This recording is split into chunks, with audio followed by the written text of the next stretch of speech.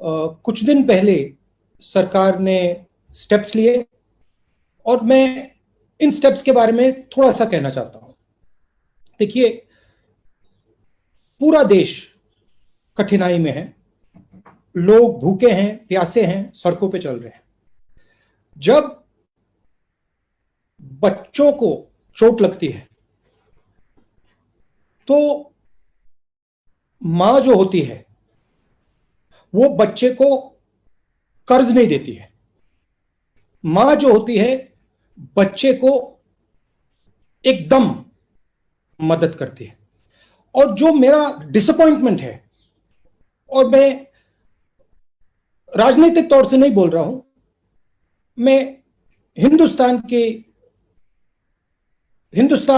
के साइड से बोल रहा हूं, जो पैकेज होना चाहिए वो कर्ज का पैकेज नहीं होना चाहिए।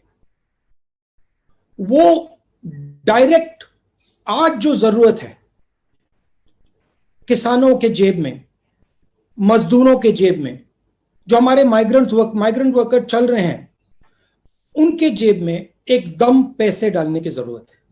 और मैं आज भी विनती करता हूं, सरकार से विनती करता हूं कि आप कर्ज जरूर दीजिए, मगर भारत माता को अपने बच्चों के लिए साहूकार का काम नहीं करना चाहिए। भारत माता को अपने बच्चों को एकदम पैसा देना चाहिए, क्योंकि आज उनको पैसे की जरूरत है। जो माइग्रेंट सड़क पे चल रहा है उसे कर्ज की जरूरत नहीं है, उसे जेब में पैसे की जरूरत है। जो किसान तड़प रहा है उसको कर्ज की जरूरत नहीं है, उसे पैसे की जरूरत है, और पैसे की कोई कमी नहीं है। तो ये एक मेरा मेन मैसेज था, राजनीतिक मैसेज नहीं है। क्योंकि मैं ये इसको इसलिए बोल रहा हूं क्योंकि अगर हमने, देखिए, जब मां अपने बेटे को पैसा देती है उसके दो कारण होते हैं। सबसे बड़ा कारण प्यार होता है कि मां बाप अपने बच्चों को प्यार करते हैं, और फिर दूसरा कारण होता है बच्चा माता और पिता का भविष्य भी होता है। ये जो लोग आज तड़प रहे हैं, ये जो लोग आज सड़क पे भूखे प्यासे चल रहे हैं, ये हिंदुस्तान के भविष्य हैं। और ये हमारे भाई हैं, ये हमारी बहनें हैं, ये हमारे माता पिता हैं। इनको हमें पूरा समर्थन करना है, और सिर्फ सरकार को नहीं। मैं आपको, रिपोर्टर्स को धन्यवाद करना चाहता हूं कि आप खड़े हुए और आपने जो हिंदुस्तान में हो रहा है, जो सड़कों पे हो रहा है, हाईवेज पे हो रहा है, वो आपने पूरे देश को दिखाया। तो आपने भी ये अच्छा काम किया। हमारी भी जिम्मेदारी बनती है, ऑपोजिशन की भी जिम्मेदारी बनती है, सरकार की भी जिम्मेदारी बनती है। हम सबको एक साथ काम करना है। मगर मैं विनती करता हूं कि आज जो हमारी जनता है, जो गरीब जनता है, उनको पैसे की जरूरत है। और नरेंद्र मोदी जी को मैं प्यार से बोल रहा हूं कि इस पैकेज को रिकंसिडर करना चाहिए, और इसमें डायरेक्ट ट्रांसफर की जो हमने बात की थी, सीधा का सीधा बैंक अकाउंट में पैसा डालने की जो बात की थी, 200 दिन की नरेगा की जो बात की थी, किसानों को डायरेक्ट पैसा देने की जो बात की थी, उसके बारे में नरेंद्र मोदी जी सोचें। क्योंकि ये जो लोग हैं ये हमारा भविष्य है। इन्हीं लोगों ने हिंदुस्तान को खड़ा किया है। और मैंने सुना है कि पैसे ना देने का कारण रेटिंग्स की बात है। कहा जा रहा है कि अगर हमने आज थोड़ा डेफिसिट बढ़ा दिया तो जो बाहर की एजेंसीज हैं वो हिंदुस्तान की रेटिंग डाउन कर देंगे और हमारा नुकसान होगा। और मैं प्रधानमंत्री जी से प्यार से कहना चाहता हूं कि हमारी जो रेटिंग है वो हिंदुस्तान बनाती है। हमारी जो रेटिंग है उसको हमारे किसान बनाते हैं, मजदूर बनाते हैं, छोटे बिजनेस वाले बनाते हैं, बिग बिजनेस वाले बनाते हैं। आज उनको हमारी जरूरत है, उनको पैसे की जरूरत है।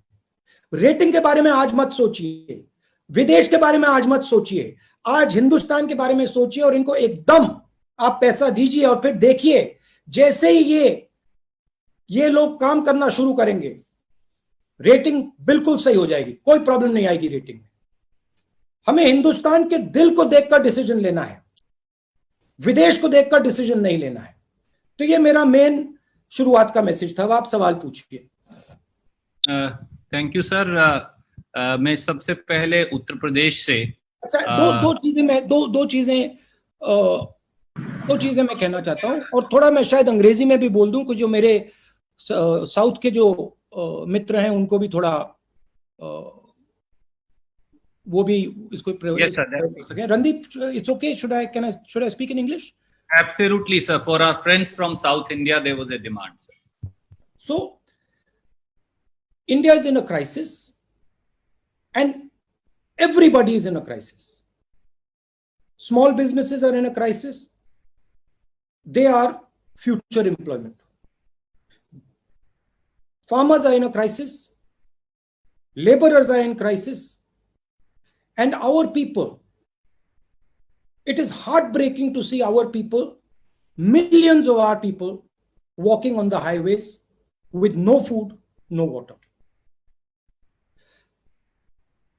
I don't want to make a political statement, but I have a serious reservation about the nature of the package that the government has given.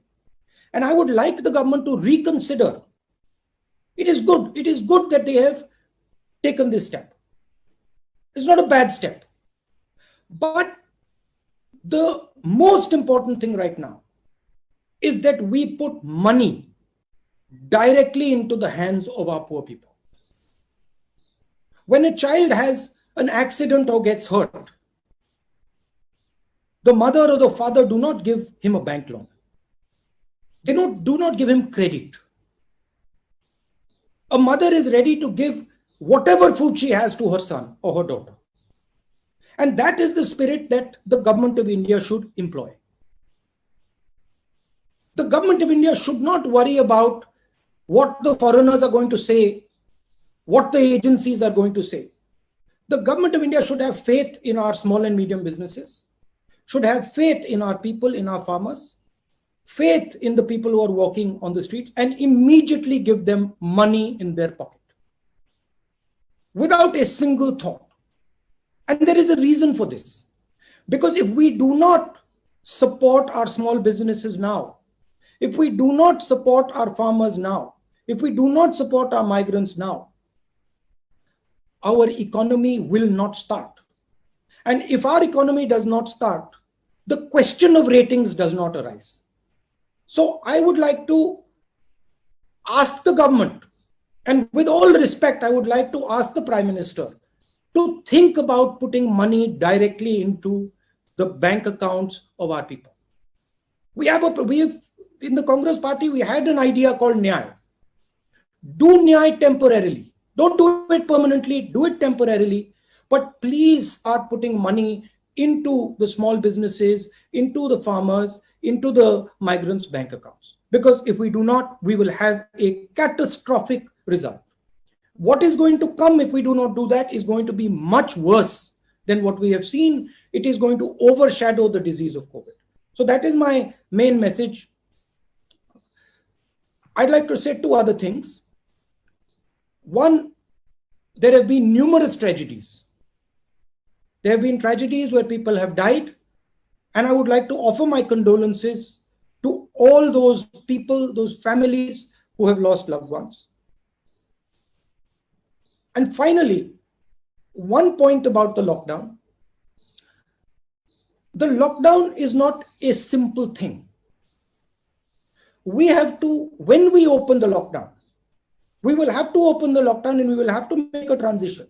It is very important that we open the lockdown intelligently and carefully without sacrificing the vulnerable people. We cannot sacrifice our old people. We cannot sacrifice our people who have diabetes, heart disease, hypertension, kidney disease. We have to protect them. And it is the primary duty for everybody to do that. Hindi में भी ये आखिरी बात बोल देता हूं, जहां तक लॉकडाउन का सवाल है, लॉकडाउन एक ऑन ऑफ स्विच नहीं है. लॉकडाउन को समझदारी और होशियारी से हमें लिफ्ट करना है, ध्यान से लिफ्ट करना है. ये एक इवेंट नहीं है, ये एक प्रोसेस है और इसको हमें ध्यान से, होशियारी से और समझदारी से लिफ्ट करना है. और सबसे जरूरी बात, जो हमारे वनरेबल लोग हैं, जो बुजुर्ग लोग हैं, जो हार्ट पेशेंट्स हैं, जो लंग डिजीज के पेशेंट्स हैं, जो हाइपरटेंशन के पेशेंट्स हैं, जो किडनी डिजीज के पेशेंट्स हैं, उनकी रक्षा हमें कर कर ये लॉकडाउन हटाना है। तो ये मेरा ओपनिंग स्टेटमेंट था। अब आप कोई भी सवाल पूछिए। धन्यवाद। बहुत बहुत शुक्रिया सर। सर, श्री केसी वेणुगोपाल जो जनरल सेक्रेटरी है आईसीसी ऑर्गेनाइजेशन है, he has also joined you. We welcome him also to this special press conference. May I sir begin I with thought you were saying KC Gopal is going to ask me a question. Of course, I'm sure he has plenty of questions that he asks all of us, sir. बताइए। You Uttar Pradesh से ABP Ganga से अनुभव शुक्ला जी, क्या आप अपना सवाल पूछेंगे? आप अपने आप को अनम्यूट करिए और सवाल पूछिए, अनुभव जी। अनुभव जी को हम ढूंढ रहे हैं। राहुल जी, सबसे पहले तो नमस्कार। एक सेकंड अनुभव जी,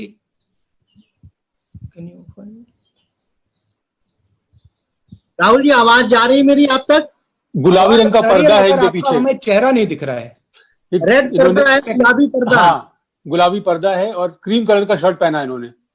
हाँ, मिल गए। हाँ, थैंक यू। राहुल जी नमस्कार। सबसे पहले तो कैसे हैं आप? ठीक है। जो बात आपने कही, सबसे पहले सवाल वही है कि जिस तरीके से जब अर्थव्यवस्था गोता लगाने लगी, तब केंद्र सरकार ने 20 लाख करोड़ के पैकेज का ऐलान किया। 3 फेजेस में ये पैकेज जो है वो दिए भी जा चुके हैं, लेकिन तमाम सारे जो इंडस्ट्रियलिस्ट हैं उनको समझ में नहीं आ रहा है। उनका ये कहना है कि अगर ये लोन देने की बजाय जो पिछला लोन था उसको माफ करते तो ये शायद ज्यादा बेहतर होता, क्योंकि लोन दे रहे इंडस्ट्री चलेगी, जब डिमांड नहीं होगी तो सप्लाई कहाँ करेंगे। एक सबसे बड़ी वजह वो है, और आपने वो बात कही भी।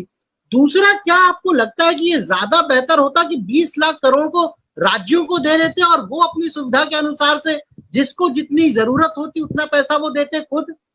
देखिए, आपने जो डिमांड की बात बोली वो बिल्कुल सही बात है। ये जो कोरोना का प्रॉब्लम है, ये अजीब सा प्रॉब्लम है, क्योंकि इसमें दोनों साइड पे प्रॉब्लम आ रही है। नॉर्मली इकोनॉमिक्स में डिमांड का प्रॉब्लम होता है या सप्लाई का प्रॉब्लम होता है, इसमें डिमांड और सप्लाई दोनों बंद पड़े हैं। तो इसमें आपको सरकार को दोनों डिमांड और सप्लाई को एक साथ स्टार्ट करना है। इस पैकेज में कर्ज की बात की है, मगर इस कर्ज से जो आपने बात बोली, डिमांड शुरू नहीं होने वाला है, क्योंकि जब तक लोगों के जेब में पैसा नहीं होगा वो चीजें नहीं खरीद सकते हैं। तो मैंने शुरुआत में बोला कि इस पैकेज को रिकंसिडर करना चाहिए नरेंद्र मोदी जी को, और उसमें एक डिमांड फायर करने का एक सेक्शन डालना चाहिए। उसमें न्याय जैसी योजना हो, आप उसको दूसरा नाम दे दीजिए, मगर डिमांड को स्टार्ट करने के लिए, डिमांड को फायर करने के लिए उसमें पैसा देने की जरूरत है। और अगर हमने पैसा नहीं दिया और डिमांड नहीं चालू हुआ तो बहुत बड़ा आर्थिक नुकसान होगा, बहुत बड़ा नुकसान देश को होने जा रहा है। राज्यों को मैंने कहा कि कोरोना से ज्यादा नुकसान जो आर्थिक नुकसान होगा वो होगा। नहीं, राज्यों को अगर पैसा देते तो ज्यादा बेहतर नहीं होता? नहीं, देखिए, नहीं, डिलीवरी आप कैसे भी करिए, पैसा जनता के जेब में आना चाहिए, क्योंकि जब जनता के जेब में जाएगा तो ही डिमांड क्रिएट होगा। वो मोदी जी के ऊपर है, मोदी जी के ऊपर है कैसे पहुंचाना है। अगर वो स्टेट गवर्नमेंट्स को यूज करना चाहते हैं वो भी कर सकते हैं, अगर वो नेशनल गवर्नमेंट डायरेक्ट करना चाहते हैं वो भी कर सकते हैं, मगर मेरा कहना है कि बहुत जरूरी है कि गरीब लोगों के जेब में डायरेक्ट पैसा जाए। धन्यवाद राहुल जी, धन्यवाद। Thank you. क्या मैं सब दोस्तों को ये रिक्वेस्ट कर सकता हूं कि एक राउंड में कृपया एक सवाल पूछें, दूसरे राउंड में हम कोशिश करेंगे।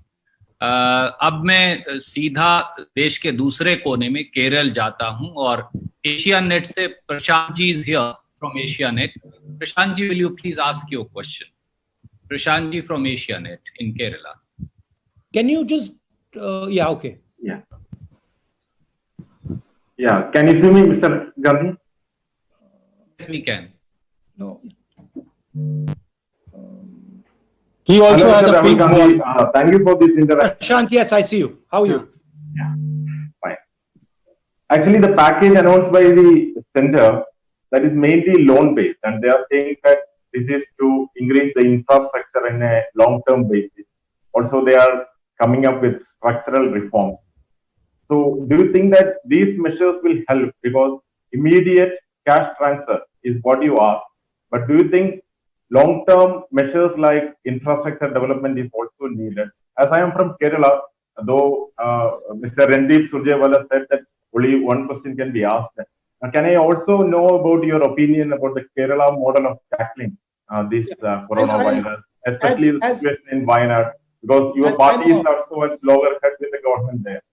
As I'm a member of Parliament from Kerala, I will answer your Kerala question as a special request.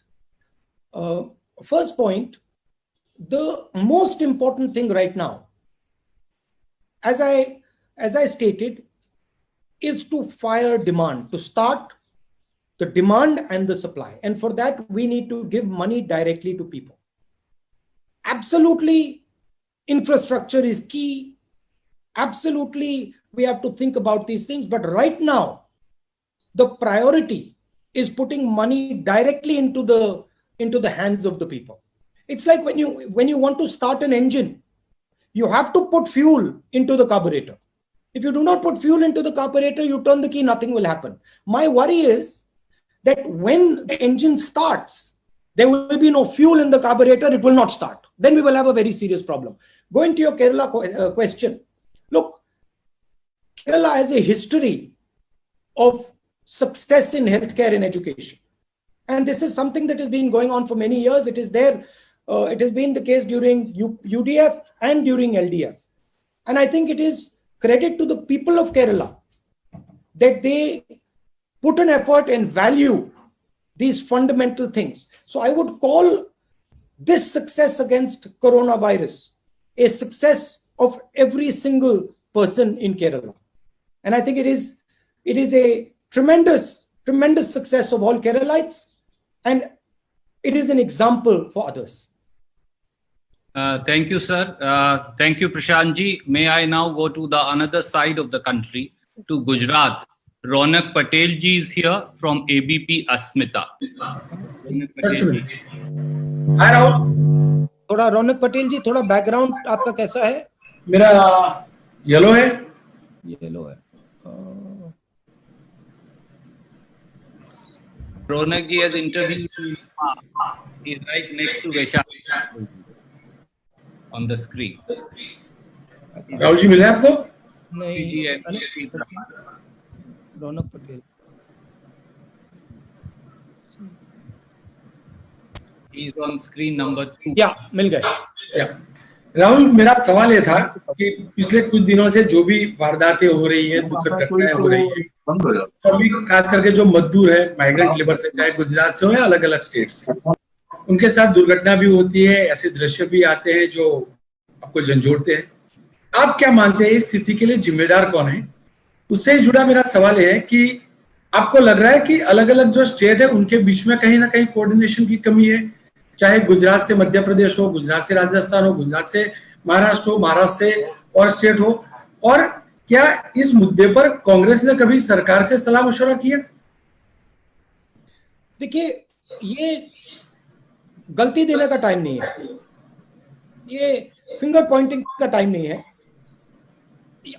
आज हिंदुस्तान के सामने बड़ा प्रॉब्लम है और इस प्रॉब्लम को हमें रिजॉल्व करना. ये छोटा प्रॉब्लम नहीं है, ये बड़ा प्रॉब्लम है. जो लेबर की बात है, ये बहुत चैलेंजिंग प्रॉब्लम है. तो मैं फिंगर पॉइंटिंग नहीं करना चाहता हूं. मैं बस ये कहना चाहता हूं कि ये जो लोग सड़कों पे चल रहे हैं, इनकी मदद हम सबको करनी है. सिचुएशन ये है कि बीजेपी सरकार में है और उनके हाथ में सबसे बड़े औजार है, तो उनको उनकी ज्यादा जिम्मेदारी बनती है. हम ऑपोजिशन में, हमारा भी काम है, हमारा संगठन है, हमारा भी काम है. और जॉइंटली एक काम सबको करना पड़ेगा। स्टेट्स की कोऑर्डिनेशन में कोई कमी रह सकती है, मगर उसको रिजॉल्व करना है। हम ये नहीं कह सकते कि हाँ भैया मध्य प्रदेश और इसके बीच में कोऑर्डिनेशन की कमी है, वो बात छोड़िए, रेजोल्यूशन की बात करते हैं, आगे बढ़ते हैं।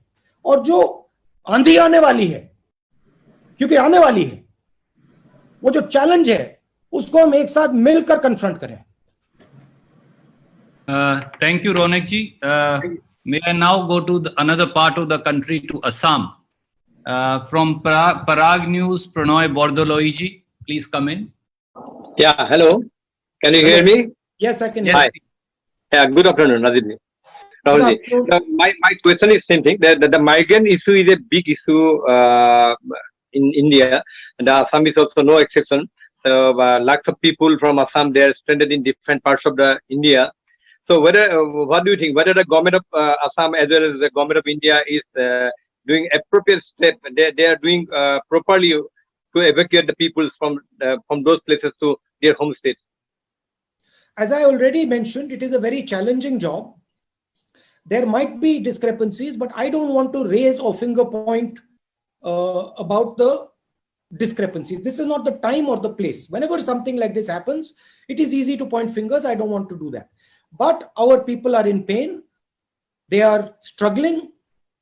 Millions of people are walking towards their homes. And it is our duty as the opposition, it is the duty of the government of India and all of us to protect them, to help them. And so I think the spirit should be one of trying to do as much as we can to make their life easier.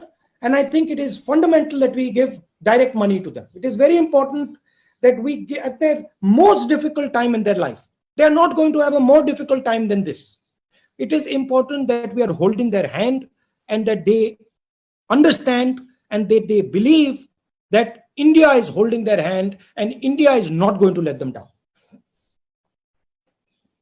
And I commend my friends in the media for showing the tragedy that is unfolding, because if you had not shown the tragedy that is unfolding, we would not be able to build the type of pressure that we are building. Thank you, sir. May I now come back to Rajasthan, and Yogesh Sharma ji from First India, kindly ask your question. Yogesh Sharma ji, First India. Yogesh ji, आपका camera जी आवाज आ रही है? Yogesh Sharma ji, okay जी जी। राहुल जी, ये बड़ा अहम सवाल है और सबसे पहले तो आपका बहुत बहुत आभार कि आपने हम सबसे बात की। राहुल जी, सबसे जरूरी सवाल, आपने 12 फरवरी को ट्वीट किया था और 12 फरवरी को आपने ट्वीट कर केंद्र की सरकार को आगाह कर दिया था, इस भयानक आपदा को लेकर ट्वीट कर दिया था, बता दिया था और ये बता दिया था कि ये संकट हर राज्य में फैलेगा। क्या मानते हैं आप बड़ी चूक हुई? और उसके बाद आज जब पूरा देश में हजारों लाखों प्रवासी किसी न किसी राज्य में पैदल चल रहे हैं, किसी न किसी राज्य में पैदल चलते हुए इनकी मौत भी हो रही है, बच्चे, बूढ़े, छोटे बच्चे, और ऐसी भयावह हालात पैदा हुए, तो क्या लगता है केंद्र और राज्य दोनों सरकारें वो अपना विश्वास उन्होंने प्रवासियों के मन में खो दिया? और इस तमाम जो हालात है उसको लेकर क्या कांग्रेस पार्टी का कोई एक्शन प्लान है आपकी नजर में? आपने किराए को लेकर जरूर पहल की सोनिया जी ने, लेकिन क्या किराया काफी होगा क्योंकि लोग तो पैदल चल रहे हैं? ठीक नहीं, हमारे स्टेट्स में हम पूरी तरह सपोर्ट देने की कोशिश कर रहे हैं। हमारे स्टेट्स में हम डायरेक्टली पैसा दे रहे हैं, छत्तीसगढ़ सरकार डायरेक्टली पैसा दे रही है। हम मनरेगा पे फोकस कर रहे हैं, मनरेगा को हम डबल करने की कोशिश कर रहे हैं। तो हमारी स्ट्रैटेजी है। जहां तक अर्ली वार्निंग की बात है, सच है कि मैंने ये बात फरवरी में उठाई, मगर देखिए अब ये कहना उसका कोई मतलब नहीं है। अब किसने उठाई, कब उठाई, क्यों उठाई, वो अलग बात है, हो गया वो। ये जो तूफान है ये अभी आया नहीं है। ये आप मत सोचिए कि तूफान आ गया है, तूफान अभी सामने आ रहा है, और वो तूफान आर्थिक तूफान है। और उससे बहुत सारे लोगों को चोट लगने वाली है। तो फिंगर पॉइंटिंग नहीं करनी, मगर जो ऑपोजिशन का काम है, मैं आपसे क्यों बात कर रहा हूं? क्योंकि मैं सरकार पे दबाव डालना चाहता हूं। मैं सरकार को कहना चाहता हूं, देखिए तूफान आ रहा है, आर्थिक बहुत जबरदस्त आर्थिक डैमेज होने वाला है, और आप डायरेक्टली पैसा डालिए, लोगों के जेब में पैसा डालिए, डिमांड क्रिएट करिए। तो मैं दबाव डालने के लिए कर रहा हूं, और मैं जानता हूं कि अगर हम थोड़ा दबाव डालें और अच्छी तरह से समझाएं तो सरकार सुन भी सकती है। और मुझे लगता है, मुझे भरोसा है कि अगर सरकार के लोग विपक्ष की बात अच्छी तरह सुने, क्योंकि उसमें थोड़ी सच्चाई है, अगर अच्छी तरह सुने वो तो हमारी बात मान लेंगे। इसलिए मैं दबाव डाल रहा हूं थोड़ा। ऑपोजिशन का काम यही है। बहुत बहुत शुक्रिया सर। शुक्रिया योगेश जी। मैं अब बिहार में टीवी 18 बिहार झारखंड दिवाकर जी हैं, कृपया वो आएंगे। दिवाकर जी अपना सवाल पूछिए। नमस्कार दिवाकर जी। राहुल जी, आपने माइग्रेंट लेबर्स की बड़ी समस्या आपने, भैया थोड़ा जोर से बोलेंगे प्लीज। हाँ राहुल जी, आपने माइग्रेंट लेबर्स का जिक्र किया। प्रवासी मजदूर जो कोरोना का संकट काल है सबसे ज्यादा प्रभावित हुआ है, और आपने कहा कि लॉन्ग टर्म सॉल्यूशन ढूंढने की जरूरत है। अब वक्त आ गया है कि लॉन्ग टर्म सॉल्यूशन होना चाहिए। मेरा सवाल है कि आप प्रधानमंत्री होते अगर, तो आप 3 कौन से बड़े कदम उठाते जिससे फौरी तौर पर राहत होती और लॉन्ग टर्म सॉल्यूशन ढूंढा जाता? क्या उदारीकरण की वो व्यवस्था जिम्मेदार नहीं है जो गांव, खेतों और हमारे घर की दहलीजों से रोजगार खत्म कर दिए, मौके खत्म कर दिए, और गिनती के कुछ शहर खड़े किए, आइलैंड खड़े किए, जहां रोजगार को लेकर हम भटकते हैं और पलायन को मजबूर होते हैं। और देश का पूर्वी हिस्सा खास तौर पे बड़ी तादाद में प्रवासी मजदूर आते हैं, चाहे बिहार हो, यूपी हो, झारखंड हो, पश्चिम बंगाल हो, उड़ीसा हो, यहाँ रोजगार क्रिएट होते। तो क्या उदारीकरण की वो व्यवस्था जिम्मेदार नहीं है, और वो सरकारें जो आगे ले जा रही थी वो व्यवस्था, उस व्यवस्था को वो जिम्मेदार नहीं है? आप बेबाक तरीके से अपनी बात रखते रहे। मैं प्रधानमंत्री नहीं हूं, तो ये आपका हाइपोथेटिकल क्वेश्चन है, तो मैं आपका हाइपोथेटिकल क्वेश्चन तो जवाब नहीं दूंगा। मगर मैं ऑपोजिशन लीडर हूं, तो मैं आपको बता सकता हूं कि मुझे शॉर्ट टर्म में, मीडियम टर्म में, लॉन्ग टर्म में मेरी क्या सोच है। शॉर्ट टर्म में डिमांड को आप फायर कीजिए। शॉर्ट टर्म में आप जो छोटे और मीडियम बिजनेस वाले हैं जो हिंदुस्तान को रोजगार देते हैं उनकी आप रक्षा कीजिए, और जो आर्थिक तूफान आने वाला है उसके लिए आप प्रिपरेशन शुरू कर दीजिए। मेडिकल साइड से जो हमारे बुजुर्ग लोग हैं, जो हाई रिस्क लोग हैं, उनको आप प्रोटेक्ट कीजिए। ये हुई बात शॉर्ट टर्म की। मीडियम टर्म की बात जो है, ये जो स्मॉल एंड मीडियम बिजनेसेस हैं इनको आप सपोर्ट कीजिए, पूरे देश में सपोर्ट कीजिए। और in small and medium businesses जो 40% रोजगार हिंदुस्तान को दिलवाते हैं, इनको आप फाइनेंशियल सपोर्ट दे के इनको आप बड़ा कीजिए, और बिहार जैसे प्रदेशों में ही रोजगार तैयार कीजिए। तो ये ब्रॉडली मैंने आपको बताया। कभी आप मुझसे गहराई में बात करना चाहते हैं तो मैं आपसे गहराई में बात कर सकता हूं इनके बारे में, बट ब्रॉडली जब कोई घर छोड़ के जाता है तो रोजगार के लिए जाता है, भविष्य के लिए जाता है, अपना भविष्य बनाने के लिए जाता है। तो रोजगार की हमारी एक क्लियर कट नेशनल स्ट्रेटेजी होनी चाहिए। Thank you, sir. May I now go to Tamil Nadu? And my friend from Tamil Nadu will pardon my pronunciation, for I'm from Haryana. I think the name is pronounced as Karthi Gai Selvan from Puttiya Talaimurai TV. Karthi ji, where is Karthi ji? Please ask your question. Please unmute yourself. Karthi, please unmute yourself. You're still muted. Karthi, Unmute yourself. Can you tell us what your room looks like, or can you give us some indication, because we can't see?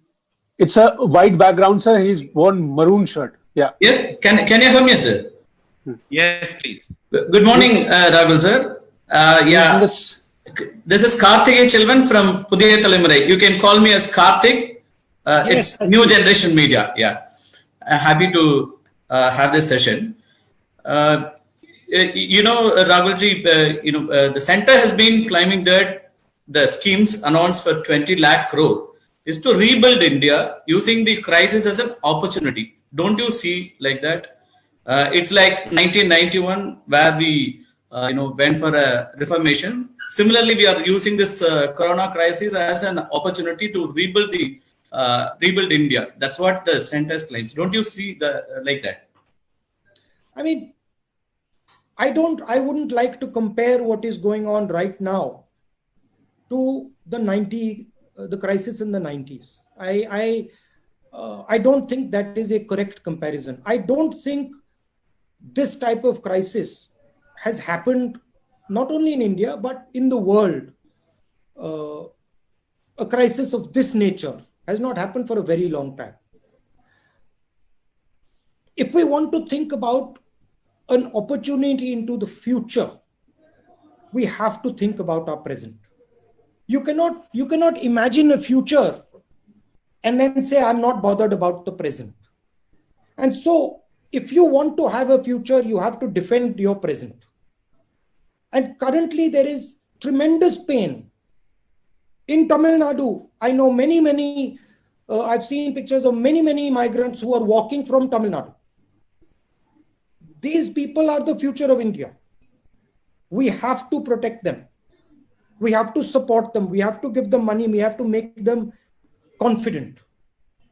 And so, yes, there is a potential for a future transformation, but that will come later. But right now, today, we have to think about what is going to happen to all our old people. We have to think what is going to happen to our people who have heart disease, who have lung disease, and we have to protect them. Okay. Thank you. Thank you, sir. May I now request Mukesh Rajput ji from Khabre Abhi Tak, Haryana and Himachal to ask his question. Mukesh Rajput ji. Mukesh Rajput ji, you have to unmute yourself. जी शुक्रिया सुरजेवाला जी। राहुल जी नमस्कार। मैं आपको याद दिलवाना चाहूंगा, आप ही के पिताजी कहा करते थे कि सरकार जो पैसा देती है, 1 रुपया देती है तो 15 पैसे आम आदमी तक पहुंचते हैं। और आज की तारीख में ये जो परसेंटेज बढ़ा है, घटा है, क्योंकि सरकार हमेशा ही सहायता करना चाहती है, लेकिन जिस तक वो सहायता पहुंचनी चाहिए वो सहायता पहुंचती 15% थी जब कांग्रेस का शासन था। आज कितना पहुंचती है, एक तो मैं ये जानना चाहूंगा। और जिस तरीके से ये जो कोरोना वायरस की महामारी पूरी दुनिया में फैली है, तो उस वक्त जब लॉकडाउन का फैसला लिया गया, क्या वो सही फैसला था, या फिर आज जिस तरीके से जो चौथा चरण इसका आने वाला है और उसमें तमाम जो चीजें हैं उनको खोलने के प्रयास किए जा रहे हैं, क्योंकि अर्थव्यवस्था के लिए जरूरी है। तो आपकी दृष्टि में अर्थव्यवस्था जरूरी है, लोगों का सही सलामत रहना जरूरी है, किस तरीके से आप इन सब चीजों को देखते हैं? ये जो आप एक चॉइस दिखा रहे हैं जी, कह रहे हैं कि या अर्थव्यवस्था को प्रोटेक्ट किया जाए या हेल्थ को देखा जाए, ये एक फॉल्स चॉइस है। ऐसी कोई चॉइस नहीं है। हिंदुस्तान काफी इंटेलिजेंट देश है। हम अगर ठीक से प्लानिंग करेंगे तो हम दोनों चीजों को बैलेंस करके निकाल सकते हैं। मैं यहां ये नहीं कहना चाहता हूं कि लॉकडाउन ठीक था, लॉकडाउन गलत था। मुझे ये दिख रहा है कि लॉकडाउन हुआ और अब हमें लॉकडाउन से होशियारी से, इंटेलिजेंस से, समझदारी से निकलना है। किस प्रकार निकलना है? ना हमें इकोनॉमी को सैक्रिफाइस करना है, ना हमें अपने बुजुर्ग लोगों को सैक्रिफाइस करना है। यही तो प्लानिंग होती है। इसीलिए तो प्लानिंग की जाती है कि ये जो कॉम्प्रोमाइजेस होती हैं, ये सही कॉम्प्रोमाइज हम निकाल पाए।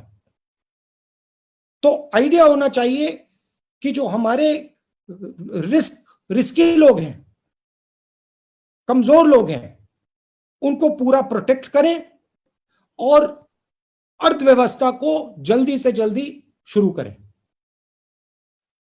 ये एक चॉइस नहीं है, ये एक फॉल्स चॉइस है कि एक ही करा जा सकता है, दोनों करे जा सकते हैं। Thank you, sir. May I now request Asif Iqbal ji from Z Salam. Ragna ji, I'm coming to you also. Asif Iqbal ji from Z Salam to come. Rahul ji आदाब, मैं ब्लू शर्ट में हूं और मुझे उम्मीद है आप गए में। जी सर, सबसे पहले तो बहुत मुबारकबाद कि आप लोगों ने इतनी बड़ी पहल की। आपकी मीडिया टीम भी बधाई की पात्र है कि इस तरह की इनोवेशन हुई। राहुल जी, इस वक्त आप जर्नलिस्ट हो गए हैं, आप दो बड़े लोगों से आपने बातचीत की, बहुत सारे सवाल किए, रघुराम राजन जी से और अभिषेक चटर्जी से। तो उन दोनों लोगों से आपको क्या पॉइंटर मिला? वो ऐसे कौन से गुरु मंत्र कह ले या तमाम सवालों के आपके जवाब कह ले जो आर्थिक अर्थव्यवस्था को मजबूत करने के लिए उन लोगों ने आपको कुछ पॉइंटर दिए हों? वो पूरा हिंदुस्तान जानना चाहता है। और उसी में छोटा सवाल और कि क्या आपको लगता है, क्योंकि आपने बहुत ही अच्छी बात कही कि मैं इस वक्त कोई सवाल जवाब नहीं करना चाहता, सरकार पे कोई आरोप नहीं लगाना चाहता, मैं बस आगे की मुझे चिंता है, क्योंकि आप बार बार ये बात कह रहे हैं कि आगे तूफान आने वाला है। वो कौन सा ऐसा तूफान होगा जिसके जवाब के लिए आपको जो सजेशन है जो आप केंद्र सरकार को देना चाहते हैं? क्योंकि आपने कहा कि मैं दबाव बनाना चाहता सरकार पे कि सरकार हमारी तमाम सवालों को गंभीरता समझे और जाने और उसका इलाज ढूंढे। तो प्लीज। देखिए, आपका पहला सवाल क्या था? सॉरी सर, दोनों लोगों से आप मुलाकात की, आपने सवाल किए, रघुराम राजन जी और देखिए, मैं जर्नलिस्ट नहीं बन रहा हूं, तो आपको मतलब घबराना नहीं चाहिए। मैं आपका रोल नहीं अपना रहा हूं। मैं अपने काम में मेरे बहुत सारे लोगों से बातचीतें होती हैं, कॉन्वर्सेशंस होते हैं, और वो बंद ऑफिस में होते हैं, बंद कमरों में होते हैं। मगर कभी कभी वो जो कॉन्वर्सेशंस होते हैं काफी इंटरेस्टिंग होते हैं, काफी गहरे होते हैं, काफी इंटरेस्टिंग होते हैं। तो मैंने सोचा कि क्यों नहीं मेरे जो कॉन्वर्सेशंस होते हैं, जो मेरी जो बातचीत होती है, एक झलक मैं बाहर भी दिखा दूं। क्यों ये सिर्फ मेरे ऑफिस के अंदर या बंद कमरे में रहे, क्यों नहीं मैं थोड़ी एक झलक बाहर दिखा दूं? तो आइडिया ये था। और आपने शब्द प्रयोग किया बड़े आदमी। देखिए, मेरे मुताबिक बड़ा कोई नहीं होता है। ज्ञान सबके पास होता है, समझ सबके पास होती है। तो जरूर हमने रघुराम राजन जी से बात की, जरूर हमने नोबेल लॉरिएट से बात की, मगर हम आम जनता से भी बात करते हैं, हम किसानों से भी बात करते हैं, हम मजदूरों से भी बात करते हैं। तो ये भी कॉन्वर्सेशन जो होते हैं, ये भी हम आपको दिखाएंगे, घबराइए मत। मैं सिर्फ जो बंद कमरे में मुझे सुनाई दे रहा है, मैं बाहर जनता को एक झलक दिखाना चाहता हूं। तो ये रही पहला सवाल। दूसरा सवाल क्या था? आप म्यूट हो गए हैं सर, ये कि आपने कहा कि मैं सरकार पे दबाव डालना चाहता हूं, मैं बताना चाहता हूं कि सरकार हमारे तमाम सवालों के जवाब दे। तो वो ऐसे कौन से बड़े सवाल हैं या सजेशन हैं जो आपको लगता है केंद्र सरकार को इस वक्त देना बेहद जरूरी है? वो मैंने 2-3 बार बोला, और मैं प्यार से दबाव डालना चाहता हूं। मैं सजेशन दे रहा हूं, मुझे भरोसा है कि सरकार इनको कंसिडर करेगी, क्योंकि जो मैं बोल रहा हूं वो सिर्फ एक व्यक्ति नहीं बोल रहा है। बहुत सारे लोगों से मैंने बात की है, मजदूरों से मैंने बात की है, इकोनॉमिस्ट से मैंने बात की है, कैप्टन्स ऑफ इंडस्ट्री से बात की है, छोटे बिजनेस वालों से बात की है। और जो मैं कह रहा हूं, डिमांड क्रिएशन की जो बात की, सीधा पैसा डालने, बैंक अकाउंट में पैसा डालने की बात की, ये सिर्फ मेरी सोच नहीं है, ये बहुत सारे लोगों की सोच है, और मैं उस सोच को आगे रख रहा हूं। और मुझे पूरा भरोसा है कि इस बात को नरेंद्र मोदी जी गंभीरता से लेंगे, इसको नरेंद्र मोदी जी करने की कोशिश करेंगे। Thank you sir. मेन बात है कि जो इकोनॉमी है उस इंजन को, जैसे इंजन को प्राइम किया जाता है, कार्बोरेटर में फ्यूल डाला जाता है, उस इंजन को एकदम प्राइम करने की जरूरत है, एकदम इंजन में फ्यूल डालने की जरूरत है, और आज करने की जरूरत है। Thank you, sir. May I now go to Karnataka, to TV9, our friend Ranganath Bhardwaj ji. Ranganath ji is right here. Can you please ask you first unmute yourself, sir? Ranganath ji, you are not unmuted. सुन रहे राहुल जी, नमस्कार। नमस्कार। Blue background, black shirt. Found you. Can I have some water, please? तो मैं कर्नाटक से बात कर रहा है। कर्नाटक का आपको पता ही है, आपका माताजी बल्लारी में जीत गया था, एंड इंदिरा गांधी जी को टर्न दिया है चिक्कमगलूर, वो कर्नाटक का। पहला बात यह है, मैंने कोरोना के बारे में, सेंट्रल के बारे में, एंड आर्थिक स्थितिगति के बारे में मैंने बात नहीं करना चाहता है, क्योंकि आपका व्यूज जो है आपने शेयर किया है हमारे साथ। मैं सिर्फ राहुल जी के बारे में, स्टेट कांग्रेस के बारे में, एंड ओवरऑल कांग्रेस का स्थितिगति के बारे में मैंने बात करना चाहता है। मुझे सिर्फ 3 मिनट दीजिए, 3 मिनट। रणदीप जी, 3 मिनट विदाउट डिस्टर्बेंस। मैंने बोलिए सर। भैया, this is a press conference. Yeah. If you want to बात करना चाहते हैं मुझसे, तो आप No. बात कर लीजिए। No. सवाल जवाब का नहीं, बहुत शार्टली मैंने प्रश्न पूछ रहा है आपको। नहीं, क्या है, इंदिरा गांधी जी का एक एग्जांपल देके मैंने आगे निकलूंगा। I will not take more than 3 minutes. It's not required. It's not done, sir. There are 70 people waiting. There are 75 people. I don't mean to interrupt you. There are many people. We are trying to. Yes, sir. Very shortly, sir. Give me 2 minutes. Ask your question briefly. Please ask the question. Indira Gandhi ji को एक बिहार का एक village ने turn दे दिया, number 1।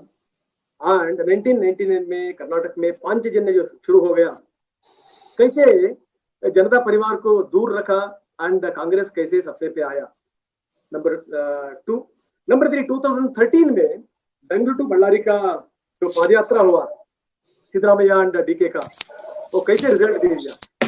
मैंने ये example क्यों दे रहा है राहुल जी, लोग का बीच में जो रहते हैं आप लोग, तब रियली आप लोग हीरो बन जाता है। मेरा प्रश्न ये है, आपके साथ बहुत बड़ा पार्टी है, पार्टी का लेगेसी है, इतना बहुत बड़ा मात्रा में कार्यकर्ता है, आप थोड़ा ज्यादा गट्स दिखाना है, मेरा सिंसियर रिक्वेस्ट है। क्योंकि मैंने एक एग्जांपल दे दूंगा, कर्नाटक का एक एग्जांपल देके मैं आगे निकलूंगा। डीके शिवकुमार को आपने नहीं, डीके शिवकुमार को आपने केपीसीसी का अध्यक्ष बना।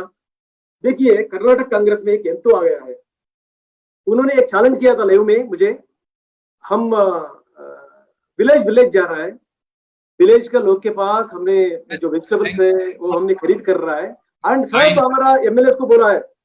मेरा सिंसियर रिक्वेस्ट ये है राहुल जी, आपके पास सब कुछ है, आप नेता बनना चाहिए, सिर्फ मेरा ये है, अपोजिशन पार्टी का रियल लीडर बनना चाहिए, लोग आपके साथ देगा। Thank you. क्यों आप नहीं कर पाए? Thank you very much. Thank you for your kind suggestions. May I now go to Madhya Pradesh, Bansal TV, Sharad ji, to go ahead and ask his question. Bansal ji, बिल्कुल धन्यवाद राहुल जी। नमस्कार, मैं शरद द्विवेदी। मैं मैरून कुर्ता, बुक सेल्फ पीछे है, maroon kurta आपने देख लिया? नहीं देख रहे हैं। मैरून कुर्ता पीछे बुक सेल्फ है। हाँ देख लिया जी।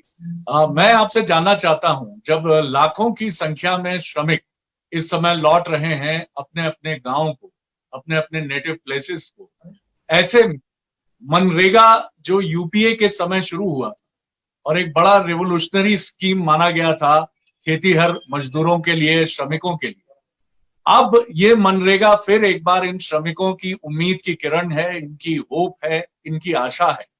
क्या और इसको स्ट्रांग बनाने के लिए और मजबूत बनाने के लिए मनरेगा और इफेक्टिव हो, इसके लिए क्या सोचते हैं आप?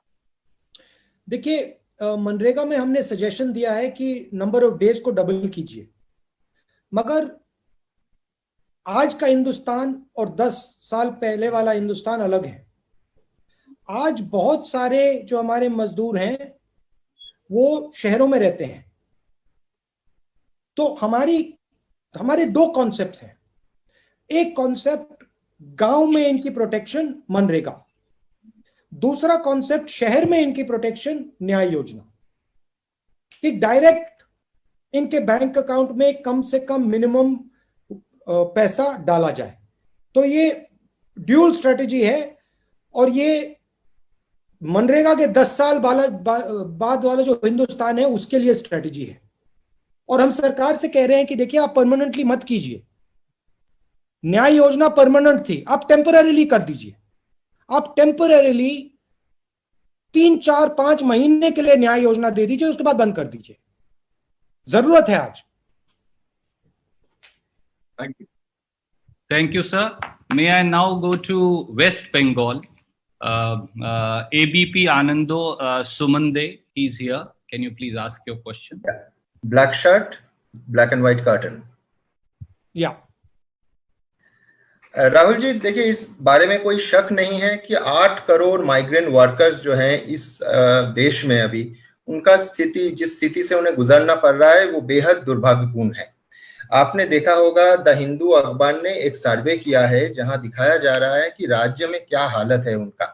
जिस राज्य में कांग्रेस की सरकार भी है, जैसे महाराष्ट्र में 99% से भी ज्यादा माइग्रेंट वर्कर्स को राशन नहीं मिला है।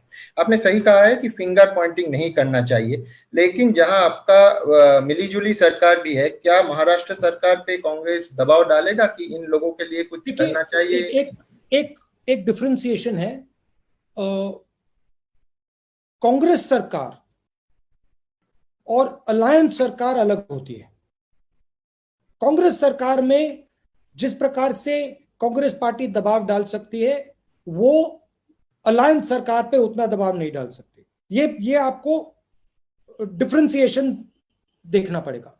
कांग्रेस सरकार पे भी एक शॉर्ट टर्म या लॉन्ग टर्म प्लानिंग होगा आप सरकार में। अगर आप कांग्रेस स्टेट्स को देखें एंड छत्तीसगढ़ जैसे स्टेट्स को देखें, तो we are very very aggressive. States where we are in alliance, we put pressure, but it is a conversation with other parties. So it results in a different type of an outcome than when there's only Congress. But we definitely are putting pressure on our partners, and certainly we are pushing Congress governments to be very aggressive in helping the poor migrants who are walking. Thank you, sir. May I now go to Maharashtra, since that's one state I've not gone to so far. Our friend Deepak Bhatuse, if I'm pronouncing it correctly, please apologize for my pronunciation, from Zitas, Maharashtra. Namaskar. Yes, I can see you, sir. दीपक भाई, सवाल पूछिए। आपने फिर mute कर लिया अपने आप को। अनम्यूट करिए Deepak ji, in the blue shirt. No, sir, you have to unmute yourself. Deepak ji, you have to unmute. No, you are still not on. या अभी हुआ। राहुल जी नमस्कार। नमस्कार दीपक जी। महाराष्ट्र एक सबसे बड़ा स्टेट है जहाँ पे इंडस्ट्री सबसे ज्यादा है, इन्वेस्टमेंट सबसे ज्यादा है। लॉकडाउन की वजह से महाराष्ट्र जैसे और भी स्टेट है जिनका रेवेन्यू लॉस बहुत बड़ी पैमाने पे हो रहा है। जैसे अगर महाराष्ट्र की बात करें तो यहाँ का रेवेन्यू लॉस अजम्पशन है कि 1,40,000 करोड़ तक जाएगा। अभी जो 20 लाख करोड़ का पैकेज सेंट्रल गवर्नमेंट ने अनाउंस किया, उसमें स्टेट्स के लिए कोई हिस्सा नहीं है। क्या महाराष्ट्र जैसे जो बड़े स्टेट्स है, जैसे कोविड का भी प्रभाव यहाँ पे ज्यादा है, उनको ज्यादा से ज्यादा मदद मिले, इसलिए अपोजिशन पार्टी के तौर पे कांग्रेस कुछ सरकार पे प्रेशर बनाएगी?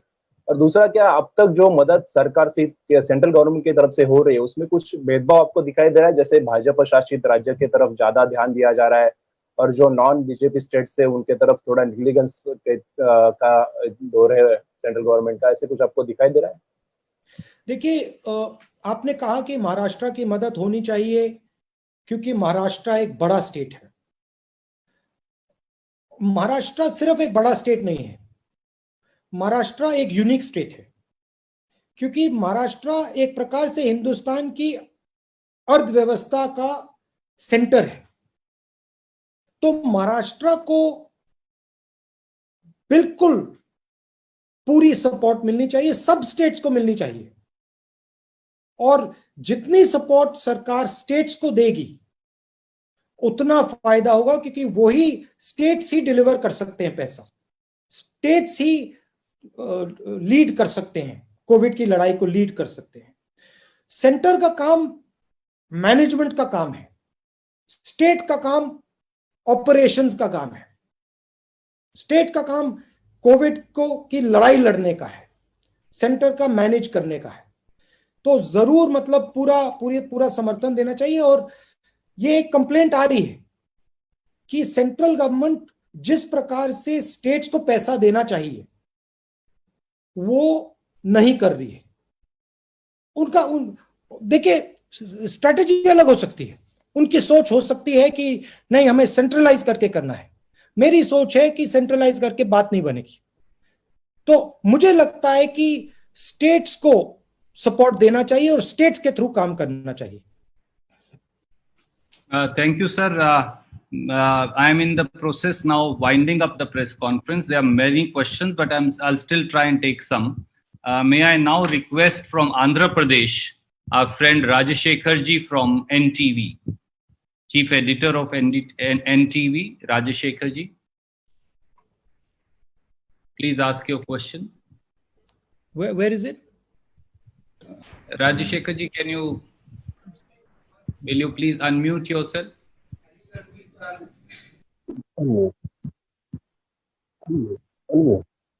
Okay, before I then, since he's next to come in, can I in the meanwhile go to Mr. Balwant Takshak of Punjab Kesari, Delhi, Punjab, Haryana. Shri Balwant Takshak, please.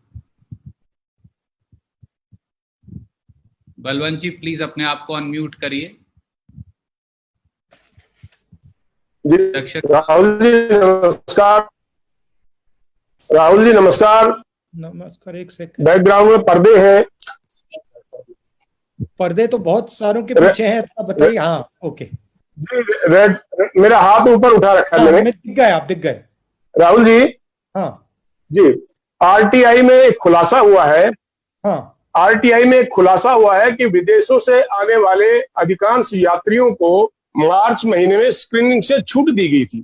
क्या आपको लगता है कि ये गंभीर चूक थी जिसकी वजह से हम 2 महीने से लॉकडाउन झेलने को मजबूर है और देश की अर्थव्यवस्था तहस नहस हुई है? इसके साथ ही प्रधानमंत्री ने जो 20 लाख करोड़ का पैकेज घोषित किया है, इससे लोगों के चेहरे पर तसल्ली और संतोष दिखाई देना चाहिए था, लेकिन बेचैनी और पीड़ा ज्यादा है। क्या वजह है इसकी?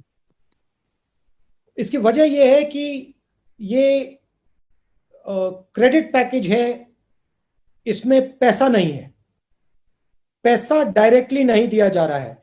और पूरा हिंदुस्तान जानता है कि आज इस इमरजेंसी में, इस मुश्किल में पैसा डायरेक्ट जाना चाहिए, बैंक अकाउंट में जाना चाहिए, किसान के हाथ में जाना चाहिए, मजदूरों के हाथ में जाना चाहिए, स्मॉल मीडियम बिजनेसेस के हाथ में जाना चाहिए, और वो नहीं हुआ है। और इसीलिए ये बातचीत आज हम कर रहे हैं कि मैं चाहता हूं कि सरकार इसको रिकंसिडर करे, क्योंकि इससे नुकसान होने वाला है। जहां तक फिंगर पॉइंटिंग बात है, किसने क्या किया, वो मैं नहीं करना चाहता। वो आप मुझसे 3, 4, 5 महीने बाद पूछना। Thank you, sir. Ranjita ji from the ETV Urdu and the entire ETV network, please come in. Ranjita Jha ji. Ranjita ji, first unmute yourself, please.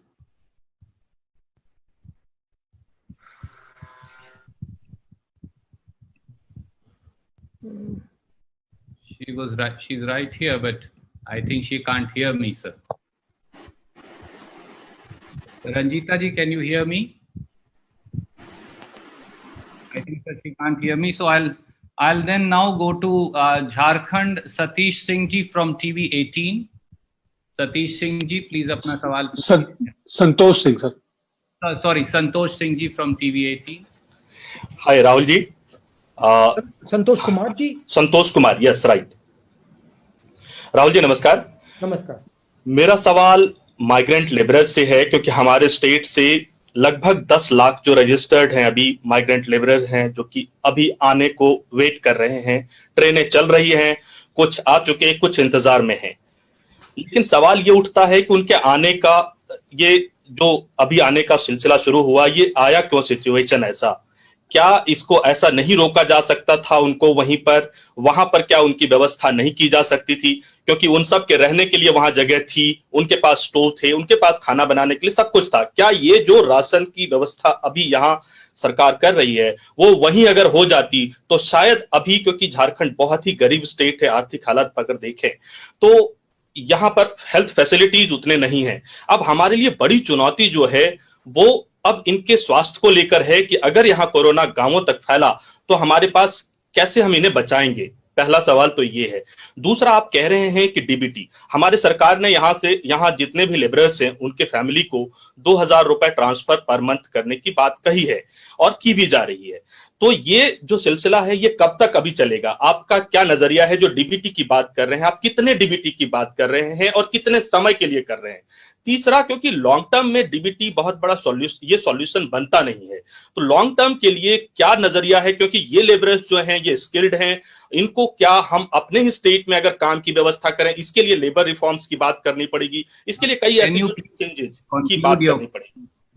देखिए, जो न्याय योजना का कॉन्सेप्ट हमारा था वो लॉन्ग टर्म कॉन्सेप्ट था और हमने कैलकुलेट किया था, बिल्कुल सस्टेनेबल तरीके से वो किया जा सकता था।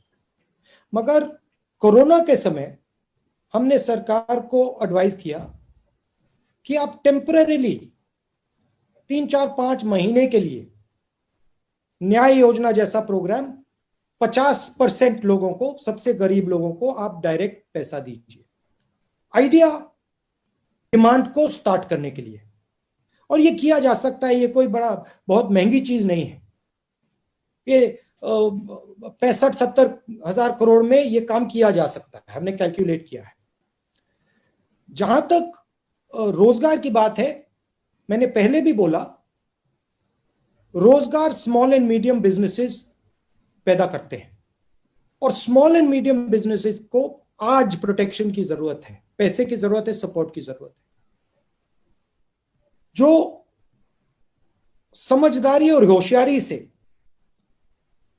जो भी हम स्टेप लें, चाहे वो लॉकडाउन लगाने का स्टेप हो, चाहे वो लॉकडाउन हटाने का स्टेप हो, ये एक इवेंट नहीं है, ये बहुत कॉम्प्लिकेटेड प्रोसेस है और हमें इन चीजों को समझदारी और होशियारी से सोच समझ के करना चाहिए। और मैं आगे की बात कर रहा हूं, अभी ये बात खत्म नहीं हुई है।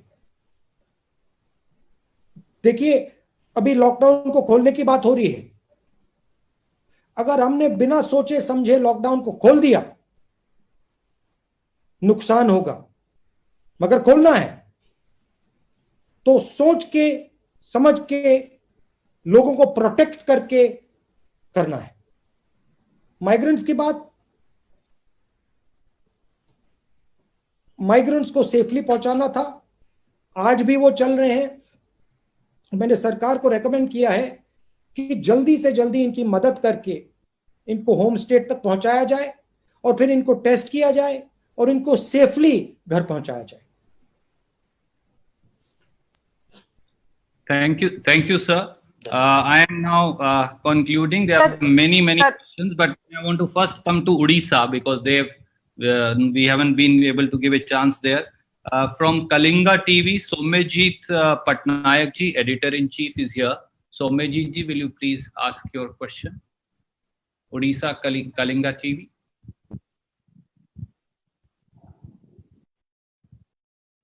Somejit ji. Can you tell us your background? What is the background? Can you just describe a little bit? मौका है. There is no chance for UP to asking the question.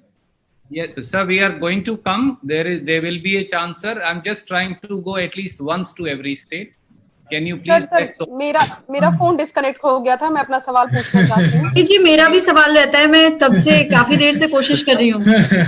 Ranjita just come back, Randeep sir, if you want, because Soumyajit is. Randeep जी मेरा भी एक question है, please आप मेरा भी ले लीजिए। राहुल जी मैं रंजीता हूँ न्यूज़ 18 से, और मेरा एक सवाल है। और हमारा चैनल छत्तीसगढ़ का चैनल है, हम चाहेंगे उनको चांस मिले।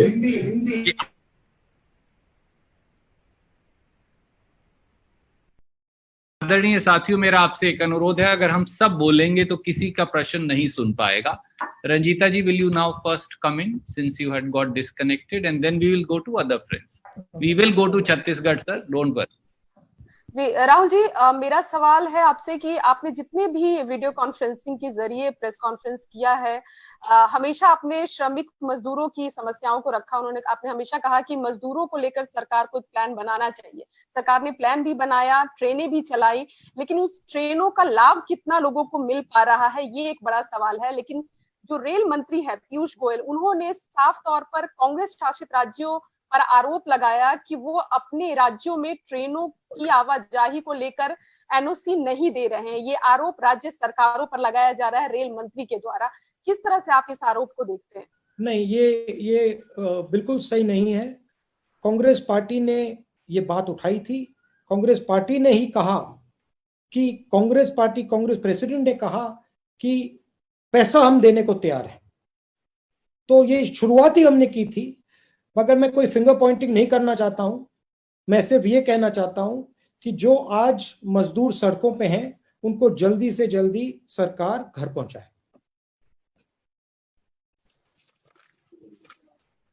Thank you. Shirish Mishra ji from IBC Chhattisgarh.